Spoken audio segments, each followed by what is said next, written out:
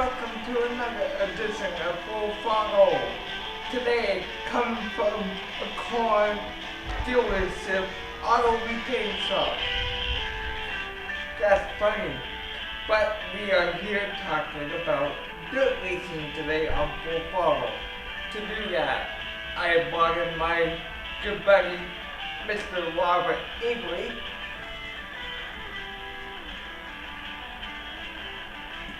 And Justin Harding, man. Oh, pretty good, pretty good.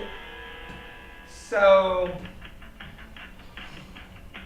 guys, this is Robert Avery, seven-time, I think you're a seven-time national attender. How many nationals have you been to? I've been to every national since I started racing in '90. Okay. So that'd be what, 31? Is it 31? Good. I think so. 90? 90 to 21. 90. 31. Yeah. 31, 31st year. Yeah. Well, so your car, could you remind people what you race? I got an I MCA modified. Okay, I MCA modified. It's a new chassis this year. So, how is it handling? Cars handle different. So, you and I both know that. So, how is it handling compared to your old modified for IMCA provision? Well, we switched from the Harris car to the Rage car, and then the Rage car seems to respond to every little change we make. That I've raced 5 nights. I've made the Hawkeye Challenge, the Tri-Lube Challenge or PRI Challenge. I changed it to this year. It's down to low 16 seconds. I mean, it's quite a difference between what I had from a year ago. Really? Yeah, it's sometimes change is good and sometimes change is bad. And so far, this change has been good. And I got John the Low coming down and help me a little bit, tell me some things to change. And I called Justin O'Brien, and he gives me the take of what he thinks I need to do, and I go home and try it, and it works. You go home and try it. Now, Yep. Mike Murray, how much does Mike Murray go down and help you? He's very knowledgeable in cars, as we both know, so. Mike comes and helps as much as he can. Mike's a very busy guy, and Oh yeah. so whenever Mike gets free and go, he goes. So has this been your best year statistically? For no more nights that we've been out, it's been a good year. It's hard to compare years to years because things change. We've had some years that were really bad, and we've had some years that were good. And for starting out, I mean, I rate this up with a good year. Yeah.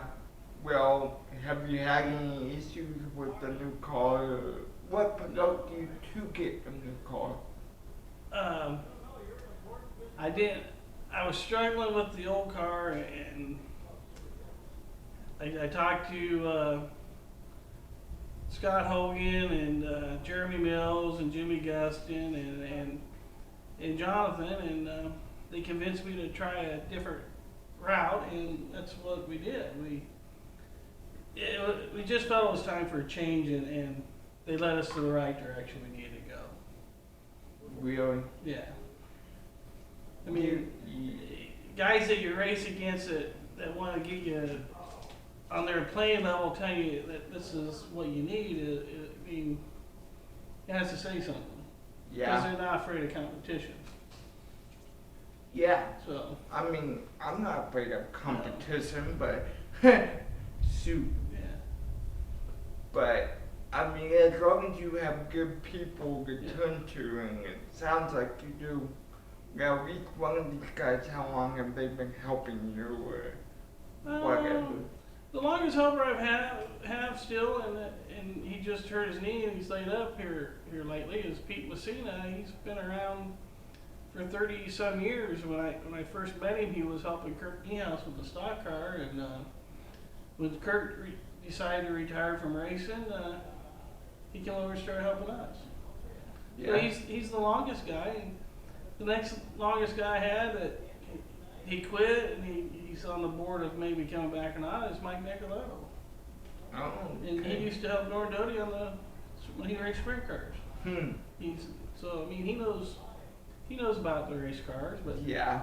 technology's changed too, and sometimes that hurts us old guys. So, hopefully, we get some people looking at this from outstate, maybe as far out as, I don't know, say Minnesota or something.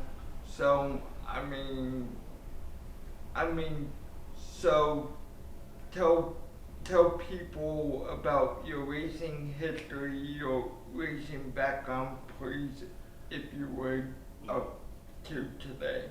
My background is I started dirt track racing in '90. I started in the modifieds. I've never moved up. So I'm probably at Boone, besides Denny Pittman, the longest guy in the class, this racing class, without a stop.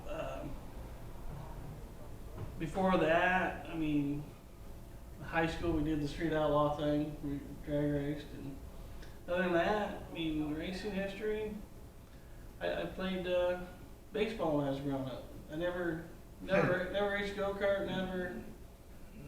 Never, huh? Never. What put Robert able to go racing? Me and a friend decided to buy a modified. He decided to go back to drag racing, and I stayed.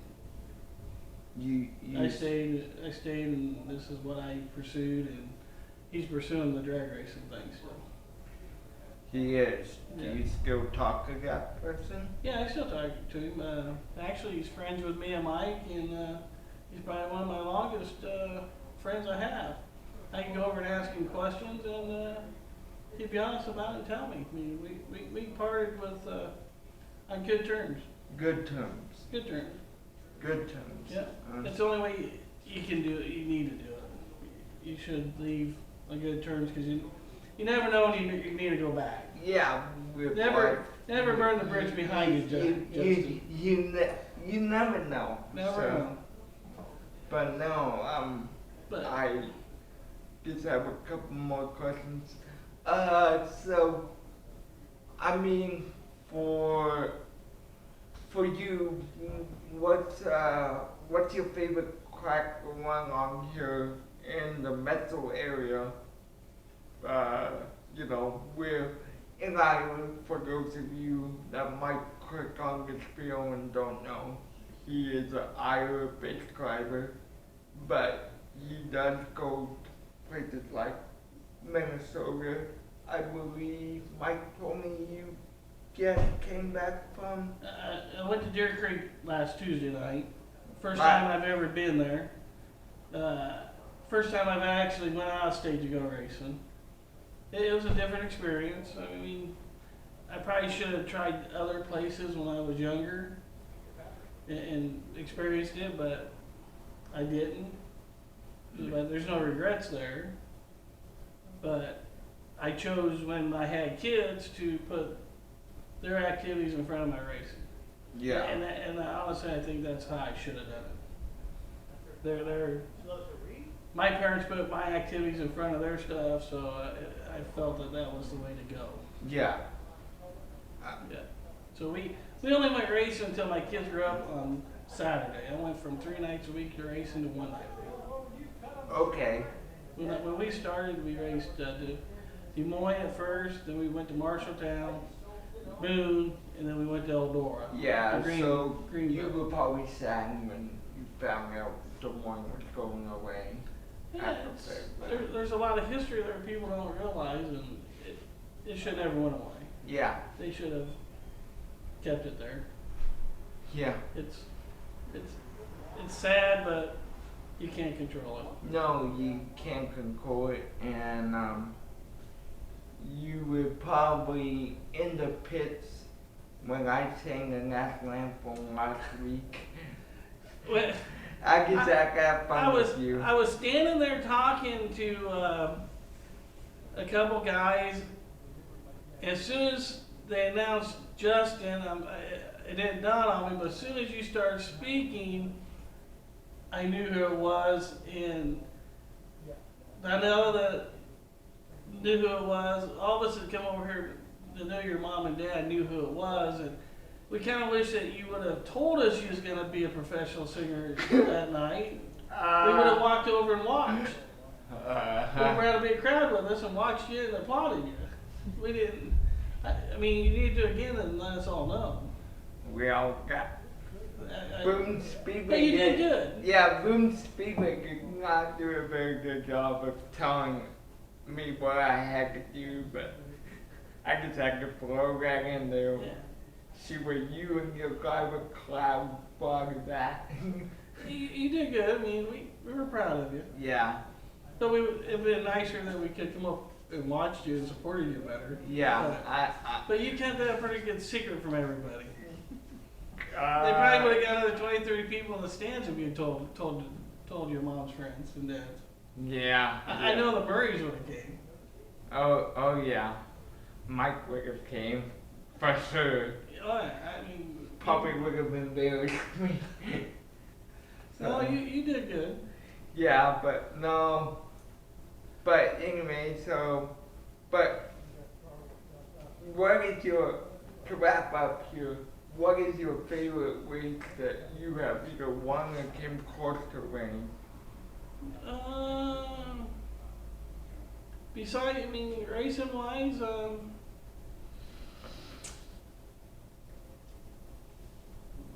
starting in the 6th row and winning on season championship night and beating Joe McBurney.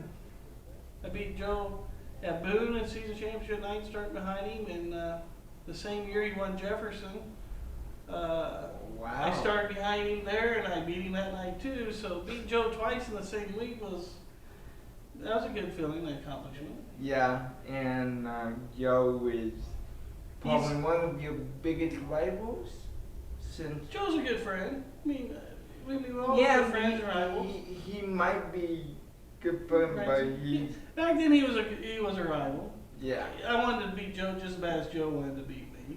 And Yeah. now his sons took over, and Jake's done a really good job in the modified, and in the sport line he raced it. Really? I mean, Jake's fast. Jake made the feature at Deer Creek.